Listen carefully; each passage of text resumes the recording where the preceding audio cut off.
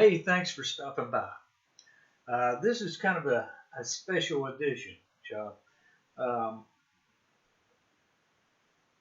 Recently, my daughter-in-law uh, expressed an interest in tying flies, and Chessa, this video is for you. Just tickles me to death. So I was trying to think about a good starter fly for her, and I think I've come up with something. Something I call green tag. It's based on the old Irish and Scottish lock flies called the red tag. And this fly has served me well during the Granum hatches. Uh, it served me well other times also, but I really like it during that time. For some reason, the fish really seem to key in on it. And so let's get started. I'm going to be using something that doesn't exist anymore. A Mustad 3906 hook. I don't care where Mustad makes their hooks. Makes no difference to me. But they changed their numbers and their designations. I had no clue what to order to get this hook anymore. So I am currently searching for what I think is a good, inexpensive wet fly hook, and that's what this thing is. To me, it's a classic beauty, and for some reason, they have a 3906 now, but it's not the same size. Along with that, we're going to be using black A-dot uni thread, peacock herl, speckled henback, and of course chartreuse yarn. You can use floss in this, doesn't really matter. This gives you a little bit more fluffy look, and I happened upon this at a craft store a few years back, and I really like this stuff. It is 3-strand. I'll be using 2-strand of it because I think 3 is just a little too much. So we'll start out, and we want to start trying to get that thread to start about a hook eye, this length to this length, back. We're going to use that as a kind of a base to gauge where we put our materials.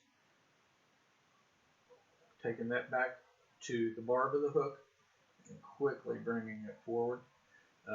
Chessa, your father-in-law has and you probably tried to tie on flies before that I've tied, have a tendency to crowd the eye, and that's never good, especially when things are happening quick and you want to get that fly in the water and you can't get the tippet into it.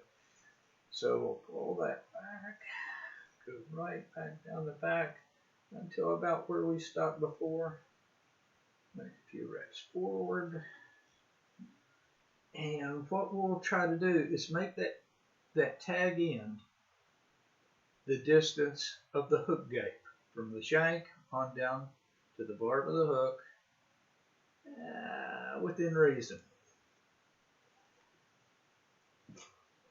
Now, one of the things I probably didn't show you was we're going to use copper wire in a brassy size. And one of the reasons we use copper wire is to protect that peacock herl because it is fairly fragile. The second reason is it helps break the surface tension of the water and allows you, even if you're not using weight, to start to get off of the surface.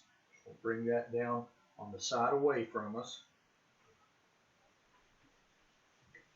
And we'll bring it back up. Then I'm going to take, I have a cat trying to get into my fly tying ring. I'm going to take all 5 strands of peacock curl. And what we'll do with that, 4 might be enough, but this is pretty old and rough peacock curl. I'm going to cut a couple inches off the end of them. And the reason I'm doing that is because peacock curl is fragile. And nothing's worse than tying stuff in and then it breaking off on you. So we want to get back to the coarser part of the material. Take it back to the same stopping point. Bring that thread forward to the same stopping point. Now, key here.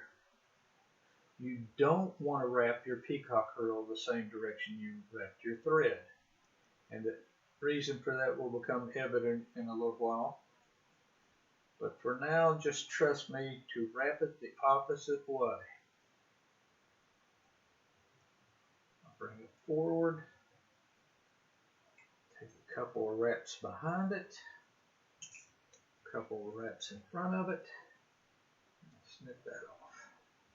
Now, what I'm going to do is I am going to wrap the copper wire in the same direction as the thread, and that way what I'm doing is I am reinforcing and at the same time creating a segmentation to that fly. But I'm mainly reinforcing that peacock. I'll wrap that a couple of times in front of it, and I'll helicopter that until the wire breaks. Simple enough. Now, I'll come back to my speckled hen. Down here, I'm going to try to find a feather that's not too big because I want this to look either like legs or wings. It could either be when the fly has drowned or is laying eggs, or when it's emerging and is still in a state where it's not a dry fly. So you can see there's a lot of fluff on that. I'll remove the fluff. It's also going to give me a pretty little handle. I'm also going to remove all the hackle from all the fibers from one side of that feather. And the reason for that is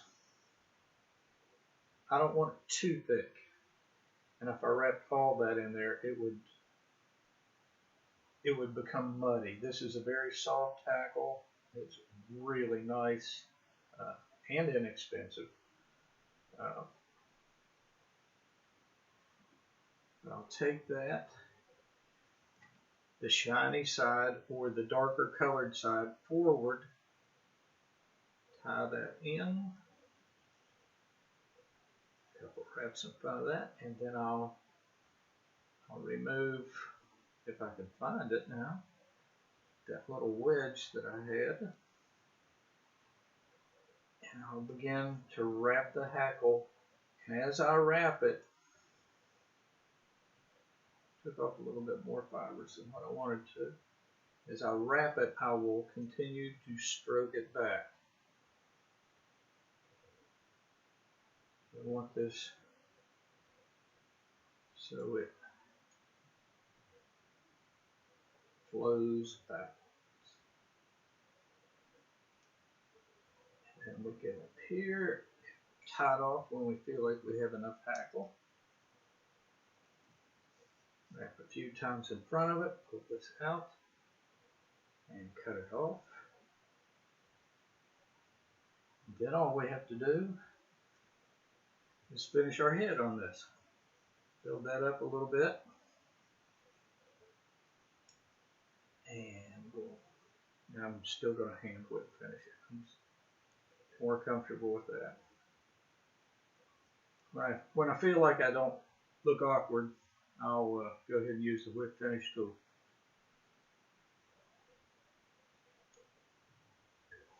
And there it is. That is the green tag simple fly to tie, very effective, and a great fly for the Mother's Day hatch. So, Chessa, I hope you enjoyed that. Hope you learned something, and we'll tie flies together soon. Take care.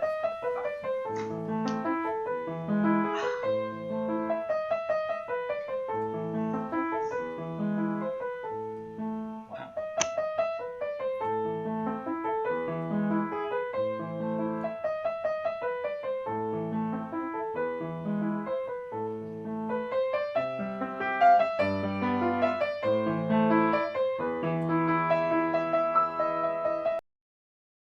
Want to buy a possum?